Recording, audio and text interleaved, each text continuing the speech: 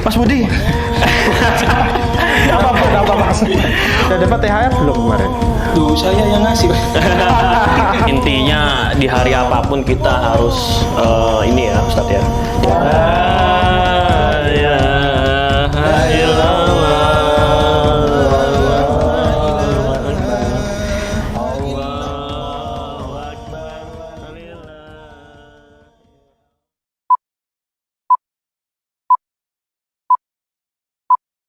Nongki ngobrolnya bahas ilmu syar'i. Nongki Tinggi mata kita terpasik. Nongki Jangan lupa jajan mak kopi. Yuk nongki.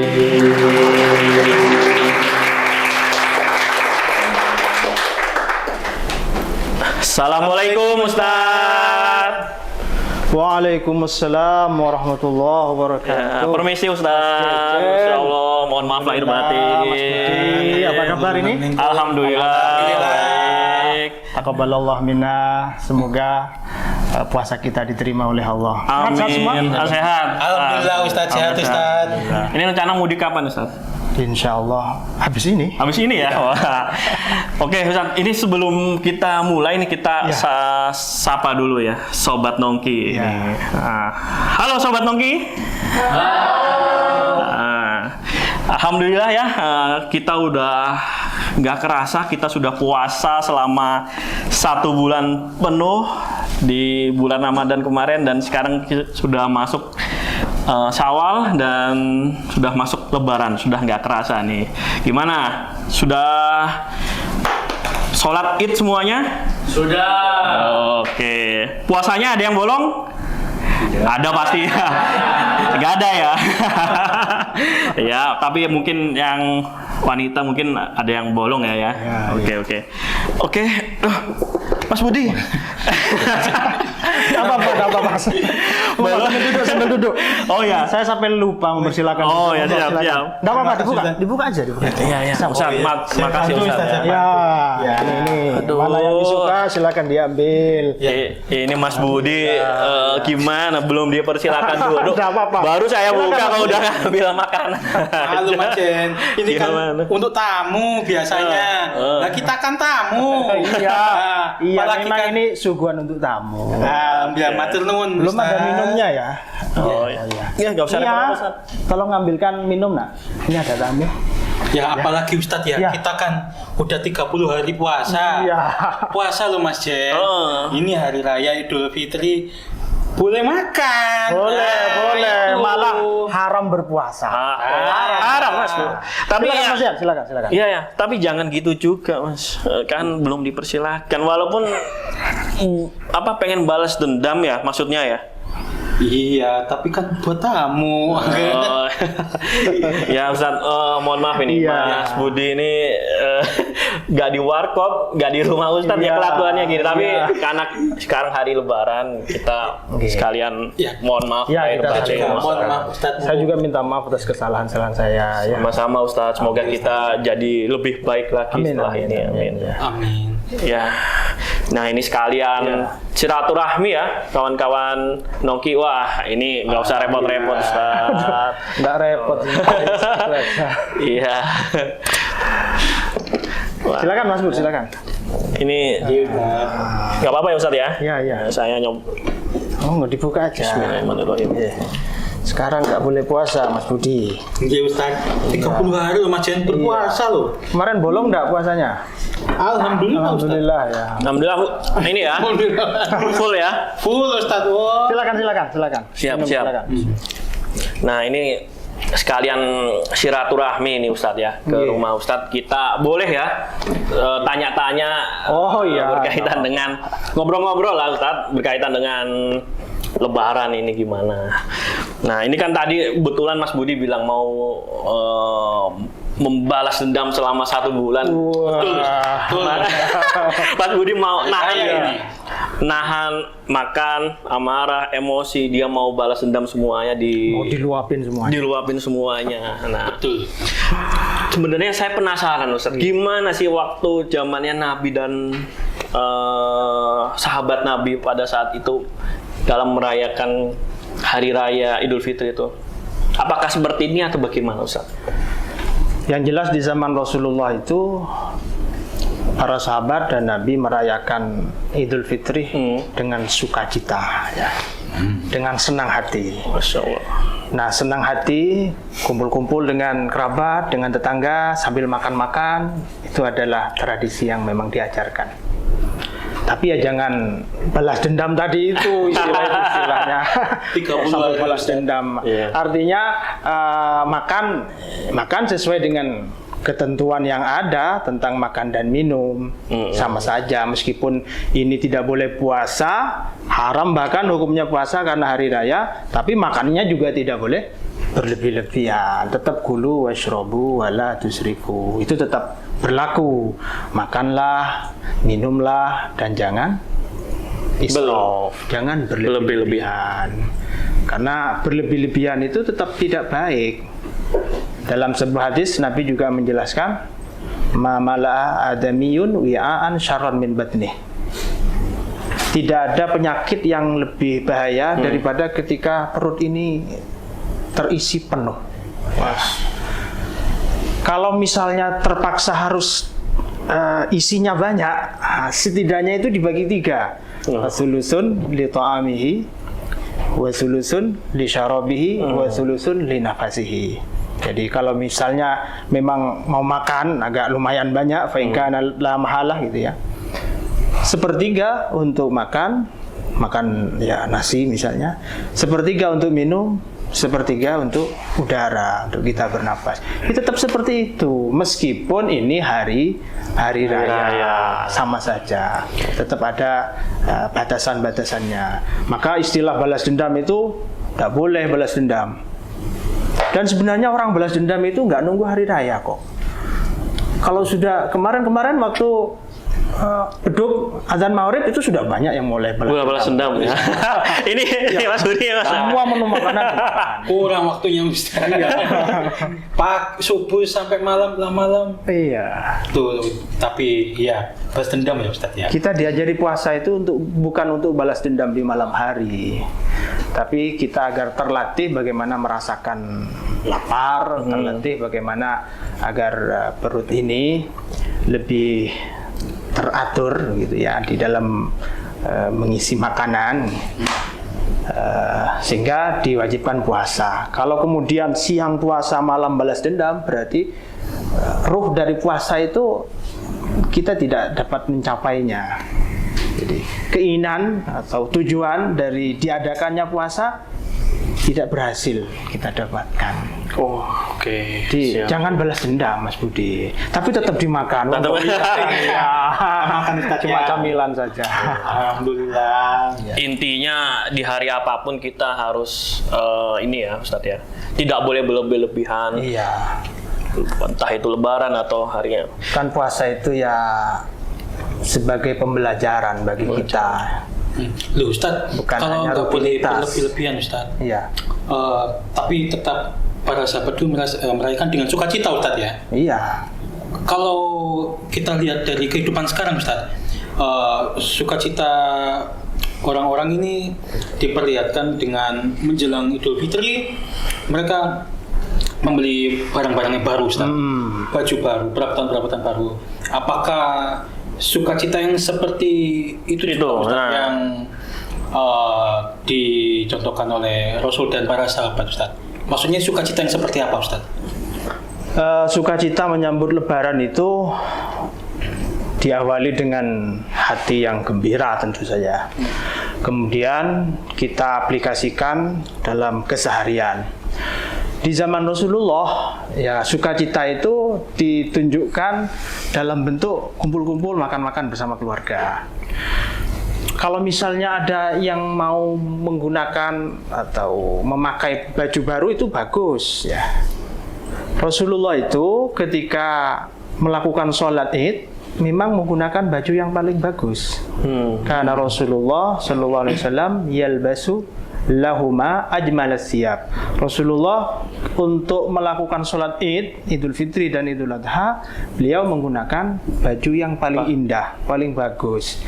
Nah, kita sekarang untuk memakai baju yang paling bagus, ya silahkan, tidak harus beli kan, bisa saja baju yang sudah ada, mana yang paling bagus kita gunakan di hari raya itu. Kalau misalnya mau beli, ya disilahkan juga. Yang penting uangnya sendiri dan tidak perlu memaksakan diri ya. Siap. Misalnya uangnya sedikit, cukup buat makan, ya buat beli makan saja. Beli yang lebih penting, gunakan skala prioritas. Jangan memaksakan diri beli baju, tapi kebutuhan yang lebih penting ternyata tidak terpenuhi. Itu tidak baik namanya. Siap. Di hari raya ini yang harus kita yang harus kita perhatikan paling utama itu adalah silaturahim ya. Silaturahim. Itu juga yang diajarkan oleh Rasulullah. Maka Rasulullah itu kalau pergi ke masjid untuk melakukan sholat Id, pulang dan berangkat ya, dan pulangnya itu jalannya beda. Karena Rasulullah SAW yukhalifut tariq. Beda jalannya beda. Misalnya berangkatnya lewat sana, lewat barat, nanti pulangnya lewat timur. Misalnya begitu. Dalam rangka apa? Biar bisa silaturahmi dengan Tujuannya untuk lebih ketemu. banyak orang. Ya, biar bisa silaturahmi dengan banyak Gitu. orang. Tadi ada yang menarik ya. Baju indah atau pakaian indah itu belum tentu baru, Mas. Jadi perspektifnya ini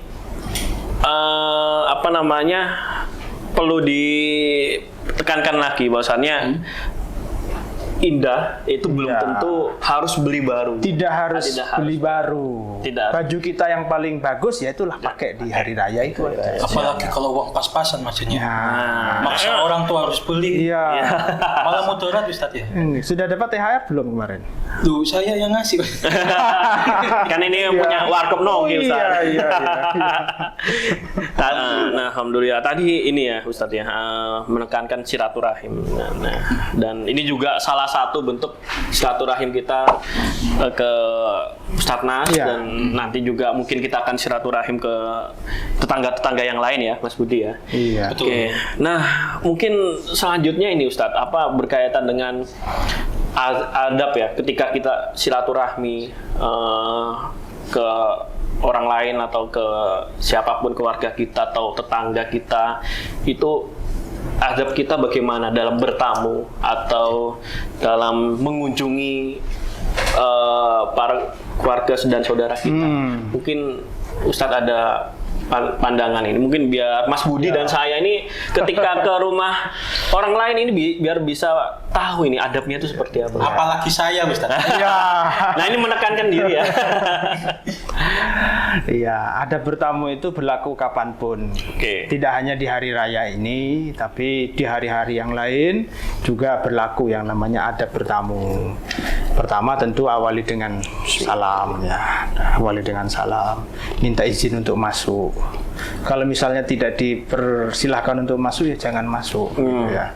Makanya kalau di dalam memanggil salam 3 kali kok tidak ada jawaban, pulang saja gitu kan aturannya.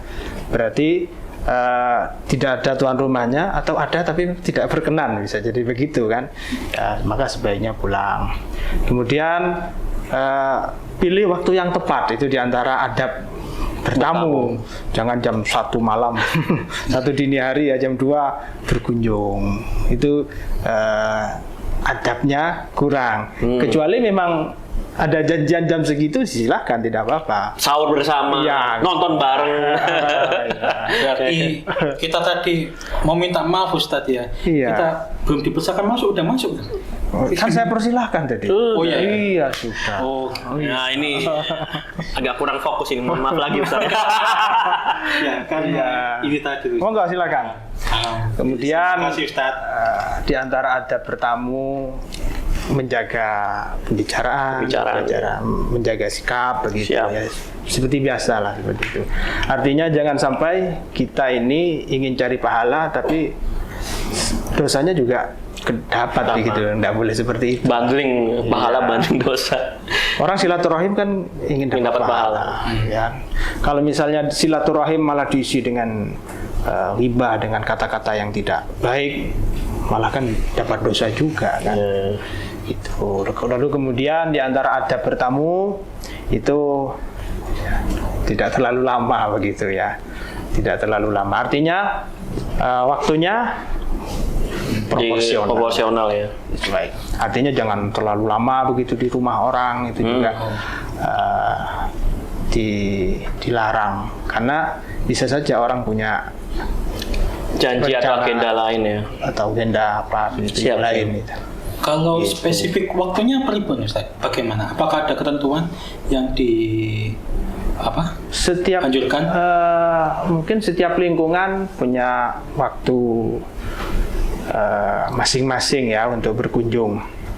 Setiap daerah bisa jadi beda-beda. Misalnya kalau di daerah perkotaan berkunjung jam 8 pagi misalnya, apa itu sesuai apa enggak? Mungkin tidak sesuai karena mereka berangkat ke kantor kerja. Tapi bisa jadi kalau di desa jam 8 mereka di rumah semua, maka itu waktu yang sesuai untuk berkunjung. Jadi sesuai dengan kondisinya lah sebenarnya. Kalau habis maghrib itu umumnya bukan waktu berkunjung karena biasanya orang lagi baca Quran, lagi ibadah dan seterusnya gitu ya. Habis isya monggo dipersilahkan, tapi tergantung keadaan lah, keadaan lingkungan ya, masing-masing. Adat lingkungan masing-masing. Ya. Nah ini kalau kita juga ke rumah Ustadz ini juga kita meriset dulu nih, Ustadz lagi luang jam berapa ya? Betul. Nah, tadi Ustadz nyinggung nih, kalau silaturahmi masih gibah berarti Sobat Nongki belum lihat Episode yang pertama. Lihat dulu ya, untuk tahu bahaya gibah dan dosanya seperti apa. Jadi kita niatkan ketika silaturahmi Idul Fitri atau apapun itu, niatkan supaya tidak melaksanakan hal-hal yang mengundang dosa gitu. Selain menonton episode pertama, jangan lupa dong subscribe and like di bawah ini YouTube kita. Nah, Ini di bawah nih ya. betul. Siap. Nah, terkait bertamu, Mas Jen, Boleh. kan kita nggak boleh bersentuhan Ustadz ya sama yang bukan mahram Ustadz. Ya. Kan ini pengalaman mudik Ustadz. Keluarga yang datang itu pasti keluarga besar. Nah, dalam artian bukan hanya yang kandung, ponakan juga, sepupu juga, bahkan ipar-ipar juga datang. Tetangga juga kadang ikut nimbrung Ustadz. Nah, karena kita udah lama nggak Ketemu. komunikasi sama tetangga di lingkungan kita mudik Ustadz. Nah itu, dan pasti ada salam-salamannya Ustadz. Iya. Begitu. Rasa sungkan itu kadang juga luar biasa Ustadz. Nah, kalau boleh tahu hukumnya bagaimana Ustadz? Kalaupun itu mahram, siapa saja sih mahram dalam keluarga kita Ustadz? Mahram itu ada dua, Mas Budi ya. Oke. Ada namanya mahram mu'abbad ya. Mahram yang selama-lamanya. Ya. Ada mahram mu'aqqad. Mahram yang temporer ya. Yang ada masa waktunya. Mahram yang boleh bersentuhan tangan, bersentuhan kulit yang tidak batal wudu gitu juga adalah mahram mu'abbad. Mahram yang berlaku Selamanya tadi. Siapa saja mahram yang berlaku selamanya ini? Antara orang tua dan anak. Terus ke atas, ke bawah, ke kakek, ke buyut, ke cucu, terus itu Sedarah ya. ya. Lalu kemudian saudara, baik saudara kandung sebapak seibu atau saudara sebapak saja, saudara seibu saja, itu mahram yang mu'abbad selamanya. Lalu kemudian ponaan, anaknya saudara, ya, mau saudara kandung atau saudara seayah seibu, anaknya dia itu mahram. Kemudian ada paman bibi, saudaranya orang tua, itu juga mahram. Saudaranya kakek nenek itu juga mahram. Ini yang terkait pertalian darah. Itu saja. Jadi selebihnya dari itu yang terkait pertalian darah sudah bukan mahram. Maka anaknya paman yang namanya apa itu misanan ya kalau orang Jawa bilang ya, atau sepupu. Sepupu, Itu saudara bukan sepupu. mahram. Bukan mahram, sepupu bukan mahram. Artinya sudah boleh menikah ya, sepupu itu bukan mahram. Ini yang pertalian darah. Lalu kemudian ada mahram karena hubungan pernikahan. Hubungan pernikahan. Yaitu siapa? Mertua. Mertua itu termasuk mahram mu'abbad. Mahram yang selama-lamanya. Mertua. Mertua. Meskipun naudzubillah misalnya cerai ya. Orang cerai dengan istrinya, maka dengan mertuanya tetap mahram. mahram. Ya, tetap mahram. Artinya Ketemu tetap salaman. salaman tidak masalah. Iya, tidak masalah. Itu mu'abbadnya. Mu'abbad. Lalu yang kedua ada mahram muaqqat. Nah, mahram muaqqat ini yang temporer itu. Ipar. Ipar ini mahram yang muaqqat. Selama masih menjadi ipar, maka dia mahram begitu ya. Tapi mahramnya ipar tidak boleh bersentuhan. Tidak boleh salaman begitu ya. Sama Tidak kakak boleh ipar, adik ipar Iya. tidak boleh. Walaupun tadi mahram Mahram memang mahram dalam artian tidak boleh dinikah begitu kan. Itu aja sebenarnya. Mahram siap, dalam siap. artian tidak boleh bernikah karena masih berstatus sebagai ipar. Siap. Maka yang muaqqat ini tidak boleh bersalaman. Salaman. Itu ya. Itu saja sebenarnya yang ketentuannya mahram. Mahram ya, bukan muhrim ya.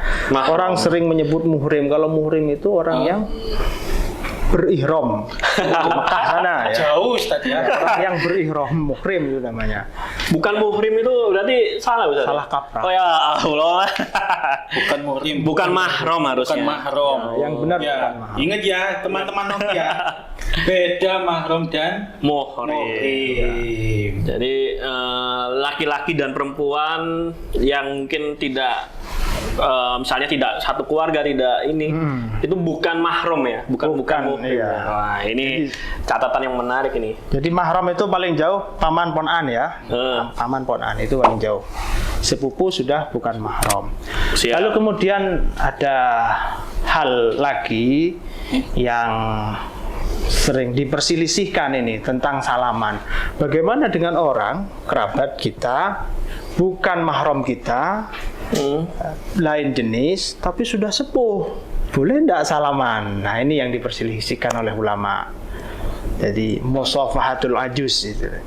Boleh tidak bersalaman dengan orang yang sudah sepuh sekali? Artinya Iya. lansia gitu. Iya, misalnya misanannya nenek atau apa itu kan bukan mahram ya kan? Misanannya nenek kita atau sepupunya nenek kita kan bukan mahramnya, bukan mahramnya kita. Boleh tidak salaman? Nah, ini yang sudah sepuh ya, yang sudah sepuh. Ini yang diperselisihkan oleh ulama. Ada yang bilang tetap tidak boleh karena ketentuannya itu tadi. Ada yang bilang boleh kalau itu memang bisa terhindar dari fitnah. Yang namanya orang sudah sepuh kan terhindar dari fitnah, ya tidak memunculkan syahwat dan seterusnya, maka itu diperbolehkan begitu. Tapi kalau urusan batal wudu tetap batal. Cuma boleh saja dimakfu begitu menurut sebagian ulama ya. Ketika sudah usianya sudah lanjut diperbolehkan untuk musafahah, untuk salaman. Tapi kalau yang masih muda-muda ya sepakat tidak ada yang memperbolehkan. nggak ada yang memperdebatkan ya kalau sama-sama muda ya. Ini Mas Sudi ya. Itu halal. Halal, harus dihalalin dulu supaya jadi mahram muakkad tadi ya. Ya mahram muakkad ya. Kalau lawan jenis Mas. Oh, kalau lawan jenis ya. Betul. Siap. Kalau suami istri itu udah ini ya tadi mahram yang temporer ya. Itu sebenarnya ini masalah perbedaan pendapat juga ya. Oke. Suami istri mahram apa tidak gitu kan ya. Kita nggak usah bahas itu dulu. Siap. Iya. Oke. Ini saya boleh Silakan, lanjut, sampai Ustaz, lupa ya? saya mempersilahkan. Monggo.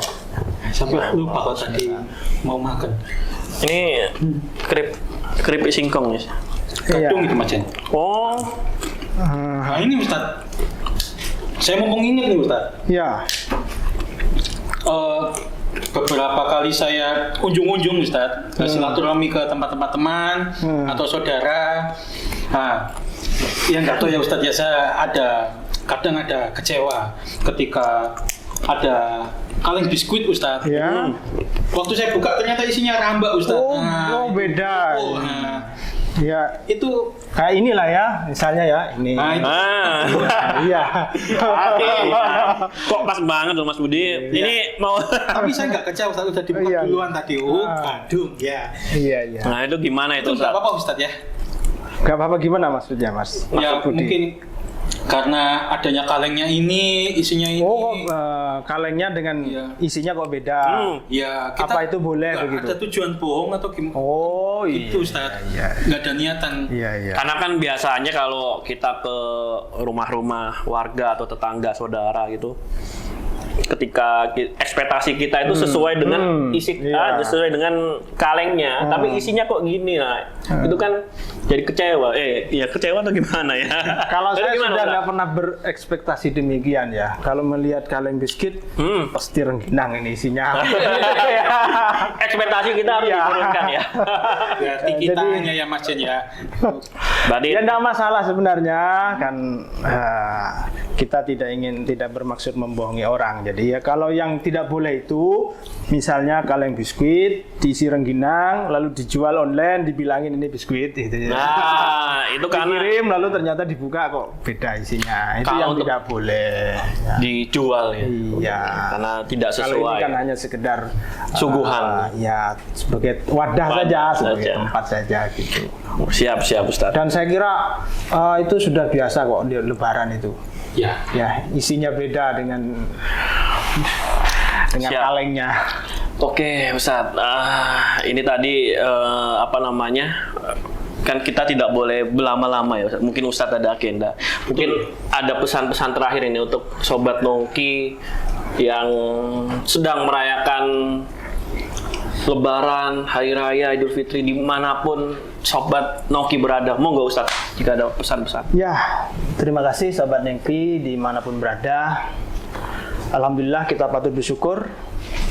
Hari ini kita sudah merayakan hari kemenangan, hari Lebaran. Saya hanya berharap Lebaran ini sikapi secara proporsional. Jangan terlalu berlebih-lebihan. Kita memang diperintahkan untuk bersukacita, bersenang hati. Tapi semua ada batasnya. Ya. Jangan berlebih-lebihan. Ingat bahwa puasa kemarin yang kita lakukan selama 1 bulan penuh, itu dalam rangka mendidik kita, mendidik diri kita, mendidik mental kita. Maka jangan sampai kemudian pendidikan yang kita lakukan sepanjang 1 bulan penuh itu gagal hanya dalam hitungan hari. Karena kita berlebih-lebihan di dalam bersikap, di dalam berperilaku, bahkan di dalam mengkonsumsi makanan karena sudah tidak berpuasa. Keberhasilan puasa kita yang kita lakukan selama 1 bulan penuh dapat kita lihat pada saat Lebaran ini, berhasil atau tidak. Mudah-mudahan dalam suasana silaturahim ini kita dapat menjalin kerukunan, keakraban dengan kerabat, dengan tetangga, dengan sanak saudara, dan itu akan lebih meningkatkan kualitas dari ibadah Ramadan kita yang telah kita lakukan. Saya kira itu sekedar pesan-pesan saya untuk diri saya sendiri dan untuk sahabat-sahabat Nongki. Baik Ustadz, Masya Allah. Matur nuwun. Matur nuwun. Bahasa Jawa ya.